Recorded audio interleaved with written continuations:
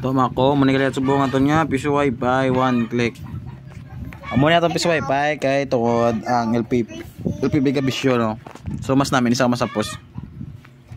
So kung gusto mo isla ng rate, kadto ka lang dire sa admin panel, click mo ng admin panel.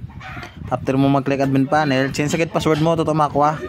Ang username is admin, ang password ikaw na bala kung ibutang mo.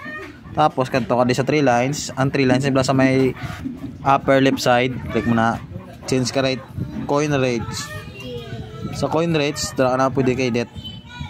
Ang piso 15 minutes, ang 5 edit naton, show rates portal, imonta 2 hours. 2 hours, save. Ang 10 hours, imo naton show rates 5 hours.